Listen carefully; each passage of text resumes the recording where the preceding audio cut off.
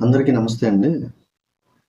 ఆహ్, ఒక 4 రోజుల నుంచి అనుకుంటా 4, 5 రోజులు అవుతుందో రాజ్యసభ సభ్యులు విజయసాయిరెడ్డి గారు మొన్న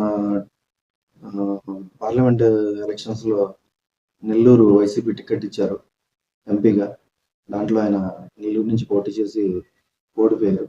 అయితే రాజ్యసభ సభ్యుడిగా అయితే మాత్రం ఆయన ఉన్నారు.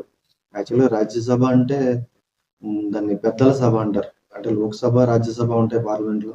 కానీ రాజ్యసభలో ఉన్నోళ్ళు మాత్రం పెద్దల సభ అంటారు. అంటే ఖచ్చితంగా వాళ్ళు పెద్ద మనుషులని మరి ఒక నమ్మకం ఏంటో తెలీదు గానీ, కానీ ఈయన మాత్రం పెద్ద మనిషి మాత్రం కాదు. కానీ మరి ఇలాంటి మనుషులు రాజ్యసభలో ఉంటే దాన్ని మరి పెద్దల సభ అని ఎలా అంటారో తెలియట్లేదు కానీ, ఈ 4 రోజుల నుంచి నడుస్తున్న వ్యవహారం ఒక ఎత్తు. అసలు ఆయన ఫస్ట్ నుంచి ఆయన పనులు కావచ్చు, ఆయన భాష కావచ్చు, ఆయన ట్వీట్లు కావచ్చు, ఆయన మాటలు కావచ్చు, ఆయన చేష్టలు కావచ్చు, అన్నీ కూడా చాలా వివాదాస్పదంగా ఉంటాయి. ఒక్కోసారి అయితే అసలు సభ్య సమాజం తలదించుకునేలా ఉంటాయి. కొన్ని ట్వీట్లు ఆయన నేను ఫస్ట్ నుంచి కూడా ఫాలో అవుతూ వచ్చేవాడిని. అపోజిషన్ పార్టీ లీడర్స్ మీద కావచ్చు, పేర్లు అవన్నీ అనవసరం. ఆడవాళ్ళ మీద కావచ్చు. ఆయన పెట్టిన ట్వీట్లు కానీ, ఆయన కామెంట్స్ కానీ చాలా దారుణంగా ఉండేవి. ఓసారి అసలు ఆయన ట్వీట్లు చూస్తే నిజంగా ఈయనే పెడతాడా? లేకపోతే ఎవరైనా ఈయన అకౌంట్ వాళ్ళు మెయింటైన్ చేస్తారా? వాళ్ళ ఆయన ట్విట్టర్ అకౌంట్‌లో ట్వీట్లు పెట్టడానికి, రెస్పాండ్ అవ్వడానికి ఎవరినైనా పర్సన్ గాని ఈయన పెట్టుకున్నాడా? ఇంకా వాళ్ళకి ఇష్టం వచ్చినట్టు, వాళ్ళు తోచినట్టు అలా కానీ పెట్టేస్తారేంటి ట్వీట్స్ గాని, కామెంట్స్ గాని అని అనిపించేది. అంత దారుణంగా, వల్గర్‌గా చాలా నీచంగా అలా ఉండేవి ఆయన ట్వీట్స్.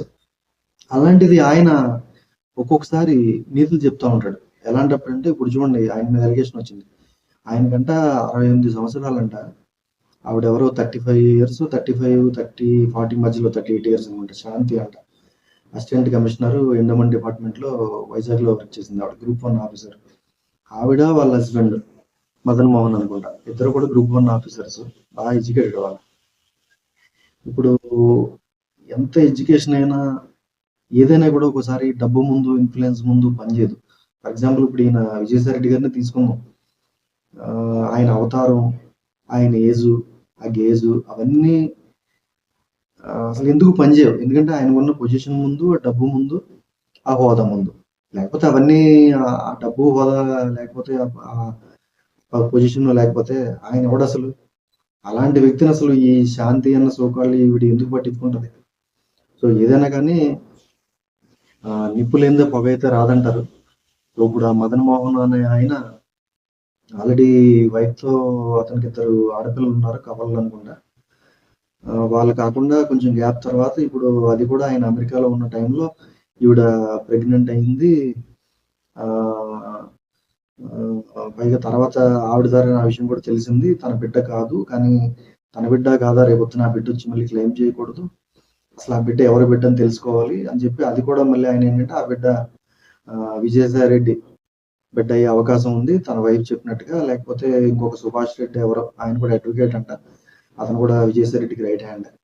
సో ఎవరి బిడ్డ తేల్చాలి అని అతను మీడియాకెక్కి రచ్చరచ్చ చేస్తున్నాడు. రచ్చరచ్చ అయ్యింది. దాని పర్యవసానంగా ఒక రోజు తర్వాత 2 రోజుల తర్వాత ఈయన విజయసాయి రెడ్డి గారు వైజాగ్ వెళ్ళి అక్కడ ప్రెస్ మీట్ పెట్టాడు. ప్రెస్ మీట్ పెట్టి మీడియా వాళ్ళని ఇష్టం వచ్చినట్టు తిట్టాడు. మరి అదే మీడియాలో వాళ్ళ మీడియాలో వాళ్ళు ఇష్టం వచ్చినట్టు చాలా మందిని ఎలిగేషన్స్ లేకపోయినా అది నిజం కాకపోయినా దాని నుంచి పిచ్చి రాతలు రాసి పిచ్చి పిచ్చి డిబేట్లు పెట్టి ఇష్టం వచ్చినట్టు ప్రచారాలు చేసేవాళ్ళు. అప్పుడు ఏమైందో తెలీదు. వీళ్ళకి అసలు నైతికత అనేదే ఉండదు. నాకు తెలిసి ఏంటంటే ఇలాంటి మనుషులకి. కానీ అలాంటి మనుషుల గురించి ఎంత తక్కువ మాట్లాడితే అంత మంచిది అంటారు కానీ కాదు. ఇలాంటి మనుషుల గురించి ఎంత ఎక్కువ మాట్లాడితే అంత మంచిది. ఎందుకంటే వీళ్ళ గురించి ప్రపంచానికి తెలియాలి. ఇలాంటి మనుషులు ఇంకా సర్వే అవుతున్నారు. మనుషుల్లోకి వచ్చి మాట్లాడుతున్నారు. ప్రెస్ మీట్లు పెడుతున్నారు.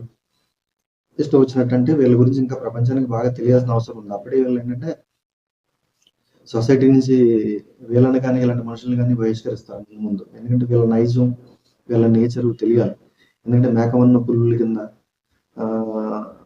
తిరిగేస్తున్నారు వీళ్ళంతా కూడా సొసైటీలో. అదే తప్పు చూడండి. ఫర్ ఎగ్జాంపుల్ అదే తప్పు ఎవరైనా చేసుంటే ఒక నార్మల్ పర్సన్ చేసుంటే అసలు ఫస్ట్ ఆఫ్ ఆల్ అది మీడియాలోకి రాదు. ఆ ఊరు మొత్తం వాడిని ఒక ఎదవ కింద చూస్తారు. కుటుంబంలో పరువు పోతది. రకరకాల చాలా పర్యవసానాలు జరుగుతాయి. కానీ వీళ్ళు చాలా దారుణంగా పెద్ద మనుషులుగా తిరిగేస్తున్నారు సొసైటీలో. వీళ్ళకి పదవులు ఏంటో అవన్నీ అర్థం కావట్లేదు అసలు. అవన్నీ చెప్పుకునే ముందు అసలు ఫస్ట్ ఆఫ్ ఆల్ ఈయన 16 నెలలు సూట్ కేస్ కంపెనీలు పెట్టి రకరకాలుగా రూ. 10 షేర్‌ని 300కి, 3000కి ఇష్టం వచ్చినట్టుగా వేరే వాళ్ళతో కొనిపించి ఆ డబ్బులన్నీ వేరే కంపెనీలో పెట్టుబడులు పెట్టించి కొన్ని పదులు సూట్ కేస్ కంపెనీలు, హవాలాలు, మళ్ళీ వాటిని ఫారిన్‌కి పంపించి డబ్బులు అక్కడి నుంచి మళ్ళీ ఇక్కడికి తెప్పించి అసలు ఇవన్నీ చేయడంలో ఆయన చాలా సిద్ధాస్తుడు. సో ఇన్ని చేయగలిగిన వాడు ఆల్మోస్ట్ కూతురు వయసు లేదా మనవరాల వయసు ఉన్న ఒక ఆడదాన్ని లోపరుచుకోవడమో సంథింగ్ ఏదైనా చేయడం కూడా పెద్ద మ్యాటర్ కాదు. కానీ ఇవన్నీ ప్రూవ్ అవ్వకుండా మనం అనుకోవడం కూడా కరెక్ట్ కాదు. కానీ ఇక్కడ దాకా జరుగుతుంది మాత్రం చాలా దారుణం. ఇలాంటి వాళ్ళు శిక్షింపబడట్లేదు. శిక్షలు పడకుండానే వీళ్ళు అన్ని రకాలుగా తప్పించుకుని బయట తిరుగుతున్నారు. అలాగే వాళ్ళ జీవితాలు కూడా అయిపోతున్నాయి. అన్ని అనుభవిస్తున్నారు. మళ్ళీ పదవులు, హోదా, డబ్బు అన్ని అనుభవిస్తున్నారు. ఏంటంటే ఒకసారి పజిల్ కింద ఉంటుంది. మన చట్టాలు ఏంటి, మన ఏంటి, మన వ్యవస్థలు ఏంటి, మన రాజ్యాంగం ఏంటి, ఒకసారి ఏం అర్థం కావట్లేదు. అందరికీ ఒకలా మాత్రం లేవు ఇవన్నీ. సో అది మాత్రం ఒకసారి బాధగా ఉంటుంది.